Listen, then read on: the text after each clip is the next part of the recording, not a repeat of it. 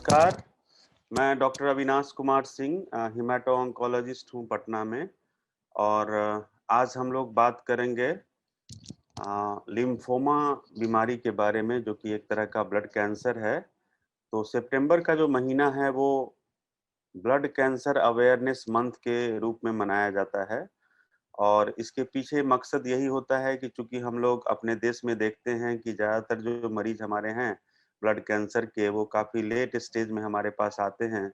और इलाज के बाद जैसा रिस्पॉन्स होना चाहिए, जैसे रिजल्ट होने चाहिए, वैसा होता नहीं है, क्योंकि वो अर्ली स्टेज में नहीं आते हैं। ऐसा देखा गया है कि यदि अर्ली स्टेज में मरीजों का इलाज हो तो क्यूरेटिव रिजल्ट मिलते हैं, या कंट्रोल भी जो है वो ज़्यादातर मरीजों में मिलता है। लेकिन यदि वही लेट स्टेज में आए तो उनके रिजल्ट उतने अच्छे नहीं होते हैं। तो इस तरह के मैसेज जो हम लोग अभी शेयर करेंगे, उसका मेन मकसद यही है कि हम लोग ज़्यादा से ज़्यादा इस तरह के ब्लड कैंसर के बारे में जानें, और इस तरह के सिम्पटम्स यदि किसी को हों तो जल्दी से जल्दी डायग्नोज करके अर्ली स्टेज में हम लोग उनका इलाज करें, ताकि रोग की पहचान जल्दी हो और इलाज से जो संभावना है ठीक होने की, जो क्योर की संभावना है, वो ज़्यादा से ज़्यादा मरीजों को मिले। तो आज जो हम लोग बीमारी के बारे में बात करेंगे, उसको लिम्फोमा कहते हैं। तो पहले जानेंगे कि लिम्फोमा होता क्या है। तो हमारे शरीर में, हमारे रक्त में एक तरह का श्वेत रक्त सेल्स मिलते हैं, जिसको व्हाइट ब्लड सेल भी कहते हैं। उनमें लिम्फोसाइट्स होते हैं। लिम्फोसाइट्स का काम है कि रोग से लड़ने की क्षमता प्रदान करता है। तो लिम्फोमा जो है वो कैंसर है लिम्फोसाइट्स के। और लिम्फोसाइट्स शरीर में हमारे कहाँ-कहाँ मिलते हैं? तो जैसे हमारे शरीर में नॉर्मल जो मनुष्य हैं, उनके शरीर में लिम्फ नोड्स होते हैं, या लिम्फ ग्रंथियाँ होती हैं, जो कि गर्दन में, काँख में, इंग्वाइनल रीजन में, फिर छाती के अंदर, पेट में, गले के अंदर लिम्फ नोड्स मिलते हैं, वहाँ लिम्फोसाइट्स होते हैं। फिर पेट में स्प्लीन होता है, जिसे तिल्ली भी कहते हैं साधारण शब्दों में। थाइमस होता है, जो कि छाती के पीछे मिलता है। तो ये सब ऑर्गन हैं जहाँ की लिम्फोसाइट्स नॉर्मली रहते हैं। फिर रक्त, खून बनाने का जो अंग है शरीर में, जिसे बोन मैरो कहते हैं, ब्लड है, वहाँ भी लिम्फोसाइट्स होते हैं। तो ये सारी जगह हैं जहाँ लिम्फोसाइट्स मिलते हैं, और लिम्फोसाइट्स के कैंसर को ही हम लोग लिम्फोमा कहते हैं। तो इस बीमारी के सिम्पटम्स क्या-क्या हैं? क्या-क्या ऐसी दिक्कतें होंगी? तो हम लोग जानेंगे कि मरीज को लिम्फोमा हो सकता है। तो इसमें जैसे मैंने बताया कि लिम्फोसाइट्स कहाँ-कहाँ मिलते हैं, तो इस बीमारी में वो सारे अंग जो हैं वो बढ़ जाते हैं। जैसे लिम्फ नोड्स जहाँ-जहाँ मैंने बताया, उनके साइज़ बढ़ जाएँगे। कभी-कभी तो वो साइज़ में इतने बड़े हो जाते हैं कि दूर से दिखाई देता है कि उनके गर्दन में दाएँ तरफ या दोनों तरफ जो है लिम्फ नोड्स फूले हुए हैं। आँख में लिम्फ नोड्स फूल जाते हैं, पेट में जो तिल्ली है उसके साइज़ बड़े हो जाते हैं। और बोन मैरो वगैरह में प्रॉब्लम होती है यदि, तो जैसे रक्त की कमी हो जाती है, खून की कमी हो जाती है, मरीज़ को कमज़ोरी होती है, प्लेटलेट्स की कमी हो जाती है। और भी ज़्यादा यदि बीमारी बढ़ती है तो मरीज़ को बुखार आने लगता है, काफ़ी ज़्यादा बुखार रहता है, और यह बुखार जो है अन्य साधारण बुखारों से अलग होता है, जिसमें कि साधारण दवाई जैसे कि एंटीबायोटिक्स वगैरह देने से किसी तरह का रिस्पॉन्स नहीं मिलता है। अन्य दिक्कतों में होता है कि जैसे-जैसे बीमारी बढ़ती है, मरीज़ का वज़न कम होने लगता है, उनको काफ़ी ज़्यादा कमज़ोरी लगती है, भूख कम लगती है, बहुत ज़्यादा पसीना छूटता है। तो ये सारे सिम्पटम्स जो हैं वो लिम्फोमा के हैं। और इनकी पहचान करके, जैसे ही यदि किसी में हम लोग देखें कि इस तरह की कोई दिक्कत है, तो उनको ज़रूर अपने नज़दीक के फिजिशियन या कोई हेमेटो-ऑन्कोलॉजिस्ट यदि आस-पास हों तो उनसे दिखाएँ और पहचान कराएँ कि कहीं उनको लिम्फोमा नाम की बीमारी तो नहीं है। क्या-क्या ऐसे रिस्क फैक्टर हैं, कौन-कौन से ऐसे लोग हैं जिनको कि लिम्फोमा होने की संभावना ज़्यादा होती है? तो मेनली लिम्फोमा के 2 प्रकार होते हैं। एक तो हॉजकिन्स लिम्फोमा होता है, जो कि ज़्यादा बच्चों में कॉमन है, और दूसरा नॉन हॉजकिन्स लिम्फोमा है, जो कि देखा गया है कि जैसे-जैसे उम्र बढ़ती है, नॉन हॉजकिन्स लिम्फोमा के इंसिडेंस बढ़ते हैं। कुछ रिस्क फैक्टर हैं जिनके बारे में हम लोगों को अभी तक पता चला है कि यदि इस तरह की चीज़ें हों तो उनको लिम्फोमा होने की संभावना ज़्यादा होती है। जैसे यदि कोई एडिक्टेड हैं, कुछ स्मोकिंग करते हैं, तो उनको देखा गया है कि लिम्फोमा ज़्यादा होने की संभावना रहती है। उसके बाद है कि किसी को किसी भी अन्य दूसरी बीमारियों के लिए या कैंसर के लिए कीमोथेरेपी या रेडियोथेरेपी मिला हो तो ऐसे मरीजों को बाद में लिम्फोमा नाम की बीमारी होने की संभावना ज़्यादा होती है। उसके बाद है कि जैसे बहुत सारी बीमारियां हैं जिसमें कि इम्यूनिटी कमजोर हो जाती है, जैसे बच्चों में इम्यूनोडेफिशिएंसी डिजॉर्डर्स होता है, तो ऐसे यदि बच्चे हैं तो उनको बाद में लिम्फोमा होने की संभावना ज्यादा होती है। कुछ ऐसे इन्फेक्शन होते हैं, वायरल इन्फेक्शन, जिसमें शरीर की इम्यूनिटी कमजोर हो जाती है, जैसे हम लोग HIV एड्स के बारे में तो सब लोग करीब सुने होंगे, तो इन ऐसे मरीजों को भी बाद में लिम्फोमा होने के चांसेस बढ़ जाते हैं। तो ये सारी चीजें हैं जो कि प्रूवन है, जो कि सत्यापित हुआ है कि ये सब यदि रिस्क फैक्टर होते हैं तो मरीज को लिम्फोमा हो सकता है। और बहुत सारे ऐसे मरीज भी हैं जिनमें हम लोग नहीं बता पाते हैं कि उनको लिम्फोमा क्यों हुआ है।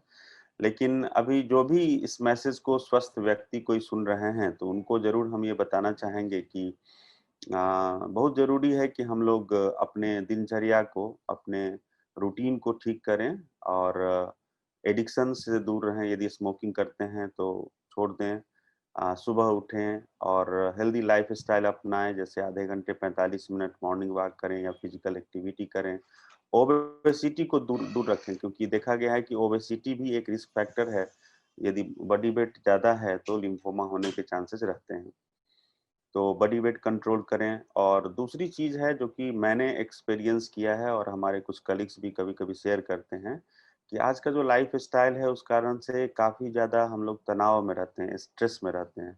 तो ये भी कहीं न कहीं हमारे लाइफ़स्टाइल को चेंज करके बहुत सारे रिस्क फैक्टर को रखता है शरीर में, जिस कारण से कि लिम्फोमा जैसी बीमारियों के इंसिडेंस बढ़ते हैं।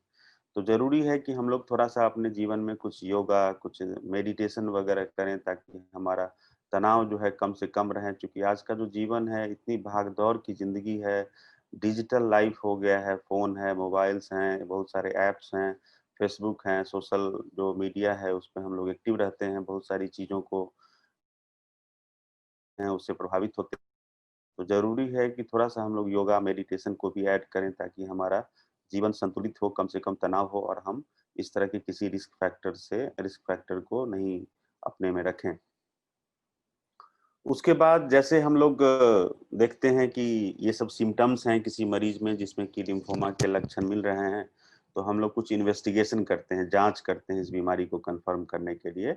और जाँच में सबसे ज़्यादा जो इनिशियल इन्वेस्टिगेशंस है, उसमें हम लोग पहले कंप्लीट ब्लड काउंट कराते हैं, जो कि काफ़ी साधारण सा जाँच है और हमारे देश के लगभग सभी भाग में ये जाँच हो सकता है। तो कंप्लीट ब्लड काउंट है जो कि बताता है कि खून की कमी तो नहीं है, प्लेटलेट्स कैसे हैं, पेरिफेरल ब्लड स्मीयर देखा जाता है, उससे पता चलता है कि कुछ एबनॉर्मल सेल तो नहीं है ब्लड में। उसके बाद कुछ रूटीन इन्वेस्टिगेशन हम लोग कराते हैं, जैसे liver function test, kidney function test, कुछ वायरल मार्कर्स कराते हैं, जैसे hepatitis B, hepatitis C, HIV। जैसे मैंने बताया कि कुछ वायरल इन्फेक्शन है, जैसे hepatitis B, hepatitis C, HIV, ये सब भी लिम्फोमा के इंसिडेंस को बढ़ाते हैं या रिस्क फैक्टर हैं। तो इन जाँच के अलावा हम लोग कुछ इमेजिंग करते हैं, जैसे कि सीटी स्कैन या पेट सीटी होल बॉडी करते हैं। उससे हमको पता चलता है कि जो लिम्फ नोड्स बाहर दिखाई दे रहे हैं, उनके अलावा शरीर के अन्य पार्ट में कहाँ-कहाँ लिम्फ नोड्स हैं। और जो सबसे डेफिनिटिव टेस्ट है, कन्फर्मेटरी टेस्ट है लिम्फोमा का, वो लिम्फ नोड बायोप्सी है। उसमें हम लोग कोई एक लिम्फ नोड सेलेक्ट करके, जो हमें लगता है कि यहाँ ज़्यादा चांसेस हैं कि लिम्फोमा की डायग्नोसिस हो जाएगी, या पेट सीटी में हमें पता चलता है कि ये लिम्फ नोड जो है वो इन्वॉल्व्ड है, तो उसकी बायोप्सी हम लोग करते हैं। और जो बायोप्सी है वो कंफर्म करता है कि मरीज को लिम्फोमा है या नहीं है, और है तो फिर किस तरीके का है, उसकी प्रोग्नोसिस क्या होगी, ये सारी जानकारी हमको वहाँ से मिलती है। एक मिथ हमारे समाज में है कि हम लोग जब कभी कोई कैंसर सस्पेक्ट करते हैं तो बहुत सारे लोग ऐसा सोचते हैं कि यदि सर्जरी हो जाएगी तो जो कैंसर है या बीमारी है वो बढ़ जाएगी। तो आज हम ये शेयर करना चाहेंगे कि इस तरह के लिम्फ नोड बायोप्सी से किसी तरह का लिम्फोमा बढ़ता नहीं है। और लिम्फोमा कंफर्म करने के लिए या कोई भी इलाज आगे कराने के लिए लिम्फ नोड बायोप्सी तो मस्ट है, उसके बिना तो हम लोग आगे बढ़ ही नहीं सकते हैं। यदि हम लोग सिर्फ लिम्फ नोड बायोप्सी कराने के लिए बार-बार डिस्कस करेंगे चीज़ों को और डिले करेंगे, तो जो बीमारी हमारी अर्ली स्टेज में थी वो समय बर्बाद करने के कारण वो एडवांस्ड स्टेज में चली जाएगी और इलाज के बाद भी हमें उतने अच्छे रिजल्ट नहीं मिलेंगे। तो इसको इस मिथ को या इस भ्रम से दूर रहना है और लिम्फ नोड बायोप्सी कराना है यदि कहा जाए। तो जब हम लोग कंफर्म कर लेते हैं कि मरीज को लिम्फोमा है, फिर लिम्फ नोड बायोप्सी से ये पता चलता है कि कौन से तरह का लिम्फोमा है, हॉजकिंस लिम्फोमा है या नॉन हॉजकिंस लिम्फोमा है। फिर नॉन हॉजकिंस लिम्फोमा में भी बहुत अलग-अलग तरह के लिम्फोमा होते हैं। उनको हम लोग ये करते हैं, पता करते हैं, फिर हम लोग बहुत सारे मॉलिक्यूलर मार्कर्स कराते हैं, उससे पता चलता है कि अमुक लिम्फोमा जो है वो किस तरीके का है, जो प्रोग्नोसिस है वो अच्छा है, बुरा है। और भी बहुत सारी चीजें होती हैं जिनसे हम लोग को पता चलता है कि इस मरीज के इस लिम्फोमा के इलाज से कितनी संभावना है ठीक होने की और क्यूरेटिव कितने चांसेस हैं, और भी बहुत सारी जानकारी की, और कोई नई दवा उसमें ऐड करने से फायदा होगा या नहीं होगा। तो ये जरूरी है, ये सारी जांच जो है जरूरी है, मस्ट है, कराना चाहिए, और उसके बाद फिर हम लोग इलाज करते हैं। तो जहाँ तक इलाज की बात है, तो इलाज में बहुत सारे ऑप्शन हैं। ये डिपेंड करता है कि कौन से तरह का लिम्फोमा मरीज को है, उनकी उम्र क्या है, उनको और दूसरी कोई बीमारी तो नहीं है, और दूसरे जो अंग हैं जैसे कि हृदय रोग कोई तो नहीं है, या कोई और दूसरी बीमारी साथ में तो नहीं है जिसके लिए हम लोग को दवाई को कीमोथेरेपी को एडजस्ट करना पड़ता है। तो कीमोथेरेपी ऑप्शंस क्या-क्या हैं? तो कभी-कभी जब अर्ली स्टेज में लिम्फोमा होता है तो सिर्फ लिम्फ नोड बायोप्सी हो जाने से भी वो उसका इलाज हो जाता है, या लिमिटेड स्टेज हो तो कभी-कभी हम लोग सिर्फ लोकल रेडियोथेरेपी दे करके भी उसका क्यूरेटिव इलाज कर सकते हैं। और ज़्यादातर लोगों में हम लोग को कीमोथेरेपी देना होता है। फिर आजकल कीमो इम्यूनोथेरेपी अवेलेबल है, या टारगेटेड थेरेपी अवेलेबल है लिम्फोमा में। और कुछ लिम्फोमा है जिसमें कभी-कभी हम लोगों को शुरुआत में 3-4 महीने कीमो इम्यूनोथेरेपी या उस तरह की कुछ दवा दे के जब बीमारी एक तरह से कंट्रोल हो जाता है, तो फिर हम लोग ट्रांसप्लांट करते हैं या बोन मैरो ट्रांसप्लांट करते हैं। उसमें मेनली हम लोग ऑटोलोगस स्टेम सेल ट्रांसप्लांट करते हैं, जैसे मैंटल सेल लिम्फोमा है या और दूसरी एग्रेसिव लिम्फोमा है। उसमें हम लोगों को फर्स्ट टाइम भी दवाई देने के बाद, कीमोथेरेपी या कीमो इम्यूनोथेरेपी देने के बाद ऑटोलोगस ट्रांसप्लांट करने की जरूरत पड़ती है। तो इलाज के बारे में भी कुछ मिथ हमारे समाज में है, जैसे कि कुछ लोग सोचते हैं कि कीमोथेरेपी दे दिया जाएगा तो मरीज की स्थिति खराब हो जाएगी, वो नहीं बचेंगे, उनको काफी ज्यादा दिक्कतें होंगी, वो तड़पेंगे दर्द से, या और भी बहुत सारी परेशानी होगी। और कुछ मरीज ऐसे भी होते हैं, कुछ परिजन ऐसे होते हैं जो सोचते हैं कि उससे दिक्कत होगी तो हम इलाज ही नहीं कराएंगे। तो ये भी एक बहुत बड़ा मिथ है आज के डेट में। आज 2020 में लिम्फोमा के लिए इतनी अच्छी दवाई अवेलेबल है कि जो कि समय के साथ-साथ उनमें बहुत सारा मॉडिफिकेशन किया गया और देखा गया कि उनसे काफ़ी ज़्यादा बेनिफिट है, और उनके साइड इफ़ेक्ट्स को समय के साथ कम किया गया। तो आज जो थेरेपी है लिम्फोमा की वो काफ़ी टॉलरेबल है, उसके साइड इफ़ेक्ट्स नहीं के बराबर हैं, और आज हमें पता होता है कि हम ये अमुक दवा दे रहे हैं, उससे क्या साइड इफ़ेक्ट होगा और उसको हम कैसे ठीक करेंगे। तो लगभग सभी लोग इसको अच्छे से टॉलरेट करते हैं और कोई ऐसी दिक्कतें नहीं होती है। तो ये सब सोच के कभी भी इलाज को डिले नहीं करें, और दूसरे कैंसर से लिम्फोमा को कंपेयर नहीं करें। हर एक कैंसर का अलग इलाज होता है, अलग कीमोथेरेपी यूज़ होती है, अलग कीमोथेरेपी के अलग साइड इफ़ेक्ट्स होते हैं।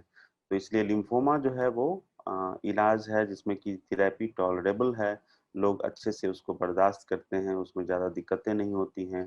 तो ज़रूर सभी लोगों को जिनको भी डायग्नोज़ हुआ है लिम्फोमा या होगा, तो उनको ज़रूर की थेरेपी को शुरू कराना चाहिए और कंप्लीट कराना चाहिए। जैसे हम लोग इलाज करते हैं किसी भी तरीके से, तो बीच में हम लोग पेट सीटी स्कैन करके या लास्ट में भी इलाज कंप्लीशन के बाद पेट सीटी करके रिस्पॉन्स देखते हैं कि कितना अच्छा रिस्पॉन्स है, कंप्लीट रिस्पॉन्स है या पार्शियल रिस्पॉन्स है, और उसके आधार पे फिर हम लोग मरीज को फॉलो अप में रखते हैं। जैसे शुरुआत में हर महीने बुलाते हैं, फिर हर 2 महीने पे, फिर हर 3 महीने पे, फिर 6 महीने पे या साल में 1 बार बुलाते हैं। तो ये फॉलो अप भी बहुत ज़रूरी है। बहुत सारे ऐसे भी देखा गया है, रिलेटिव्स या परिजन होते हैं जो कि एक बार इलाज कंप्लीट हुआ, फिर वो 5 साल के बाद आते हैं, तो ये सही नहीं है। क्योंकि लिम्फोमा जो बीमारी है उसमें हम लोग को शुरुआत में ऑलवेज फॉलो अप में मरीज को देखना होता है कि उनको दवाई जो दिया गया उससे कोई प्रॉब्लम तो नहीं आई। फिर उसके बाद कुछ लिम्फोमा होते हैं जिनमें दोबारा लिम्फ नोड्स या लिम्फोमा के बीमारी बढ़ने की संभावना होती है, उसको हम लोग रिलैप्स कहते हैं। तो फॉलो अप में ये सब चीजें ही क्लियर होती हैं कि मरीज को रिलैप्स हो रहा है या नहीं, क्योंकि यदि जल्दी हम लोग जानेंगे कि रिलैप्स हो रहा है या हुआ है, तो फिर उसके लिए हम लोग अलग इलाज की व्यवस्था कर सकते हैं। तो ये ज़रूरी है कि जहाँ भी आप इलाज कराएँ, देश के किसी भी पार्ट में, चाहे वो सरकारी अस्पताल हो, प्राइवेट अस्पताल हो या किसी भी हेमेटो-ऑन्कोलॉजिस्ट या ऑन्कोलॉजिस्ट से आप दिखा रहे हों, तो उनके प्रोटोकॉल के अनुसार इलाज कराएँ, उनके सारे इंस्ट्रक्शन को फ़ॉलो करें और उनके फ़ॉलो-अप में रहें, ये बहुत ज़रूरी है। उसके बाद कुछ बीमारी ऐसी होती है, कुछ तरह के लिम्फोमा ऐसे होते हैं जिनमें कि पहली बार दवाई देने से भी वो रिस्पॉन्स अच्छा नहीं आता है, उसको रिफ्रैक्टरी डिजीज़ कहते हैं। और जैसा मैंने बताया कि फ़ॉलो-अप में हम लोगों को पता चलता है कि कुछ की बीमारी जो है वो एक बार ठीक हो गई, लेकिन फिर दोबारा बढ़ गई। तो ऐसे बीमारी को हम लोग रिलैप्स रिफ्रैक्टरी लिम्फोमा कहते हैं। और इस तरह की बीमारियों के लिए भी आज 2020 में बहुत सारे ऐसे एजेंट्स हैं जिनसे हम लोग लगभग 50% लोगों को क्योर कर सकते हैं। तो सही समय पे जब हम पता लगा लें कि जो बीमारी है वो रिफ्रैक्टरी है या रिलैप्स हो गया है, तो फिर उसको कंफर्म करके हम लोग उसके लिए भी अलग तरह की हाई डोज कीमोथेरेपी आती है या इम्यूनोथेरेपी आती हैं। उनको देख के और फिर हम लोग ट्रांसप्लांट के जो बोन मैरो ट्रांसप्लांट के अलग-अलग तरह के मेथड्स हैं, ऑटोलॉगस ट्रांसप्लांट हैं, उनको करते हैं और 50% लोग करीब उसमें क्योर हो सकते हैं, उनकी जान बचाई जा सकती है। और आज 2020 में लिम्फोमा जैसी बीमारियों के लिए इतने सारे एजेंट्स हैं और हर साल नई-नई दवाई, नए-नए तरीके आ रहे हैं, जिसमें कि किसी भी तरह के स्टेज के लिम्फोमा हो, रिलैप्स हो, रिफ्रैक्टरी हो, मल्टीपली रिलैप्स हो, किसी का बोन मैरो ट्रांसप्लांट हुआ हो, उसके बाद भी रिलैप्स यदि हुआ हो, तो कोई ऐसा हिम्मत हारने की, घबराने की ज़रूरत नहीं है। ऐसे स्टेज और ऐसे मल्टीपली रिलैप्स लिम्फोमा के लिए भी बहुत सारे एजेंट्स हैं, बहुत सारे तरीके हैं, उनको बचा सकते हैं। बहुत सारे इनोवेटिव तरीके हैं जो कि हमारे देश में निकट भविष्य में 2-3 साल में अवेलेबल हो जाएगा, जैसे कि CAR T-सेल थेरेपी है जो कि खराब से खराब तरह के लिम्फोमा के लिए भी हम लोग यूज़ करके बहुत सारे मरीजों की जान बचा सकते हैं। तो इसके अलावा अंत में हम कहना चाहेंगे कि पॉजिटिव माइंडसेट काफ़ी ज़रूरी है। तो मरीज आज कहीं भी हों, किसी भी संस्थान में अपना इलाज करा रहे हों, बहुत ज़रूरी है कि इलाज तो है ही, थेरेपी अवेलेबल है और आपके लिम्फोमा किसी भी स्टेज की हो, रिलैप्स रिफ्रैक्टरी हो, चाहे प्राइमरी डिजीज़ हो, नई न्यूली डायग्नोस्ड हो, अपना पॉजिटिव माइंडसेट रखना बहुत ज़रूरी है। इलाज, डॉक्टर की टीम, हॉस्पिटल, आपका परिवार, आप, बहुत ज़रूरी है कि हम पॉजिटिव रहें, अपना हौसला अच्छा रखें और ऑलवेज़ सोचें कि हम ठीक होंगे। तो हम लोगों ने अपने एक्सपीरियंस में देखा है कि काफ़ी खराब-खराब तरह की बीमारियाँ हैं, खराब-खराब तरह के जो लिम्फोमा है, जैसा कि शुरुआत में हम लोग को लगता है कि नहीं ये तो काफ़ी खराब प्रोग्नोसिस वाला है। लेकिन यदि हम लोग सब लोग मिल के लड़ते हैं लिम्फोमा से अपने तन, मन और माइंडसेट के साथ, पॉजिटिव माइंडसेट के साथ जब बीमारी से लड़ते हैं तो आश्चर्यचकित रिपोर्ट मिलता है। खराब से खराब तरह के लिम्फोमा भी जो शुरुआत में दिखते थे, वो ठीक हो जाते हैं। तो बहुत ज़रूरी है कि हम जैसी भी स्थिति में हों, अपने आप को कभी भी नेगेटिव नहीं रखें या ऐसा ना सोचें कि हम ठीक नहीं होंगे और पॉजिटिव माइंडसेट के साथ ज़रूर हमें अच्छे रिजल्ट मिलेंगे। तो इन चीज़ों के साथ मैं आज अपना मैसेज समाप्त करता हूँ और अपने सारे लिम्फोमा के मरीज़ जिन्होंने मुझे सिखाया कि लिम्फोमा क्या है और जो भी आज मुझे 2 शब्द का ज्ञान है लिम्फोमा के बारे में वो उन्हीं के कारण है, तो मैं उन सबको धन्यवाद देता हूँ और अल्केम फार्मा को धन्यवाद देता हूँ कि उन्होंने इस मैसेज को रिकॉर्ड करवाया और मुझे एक मौका दिया बोलने का।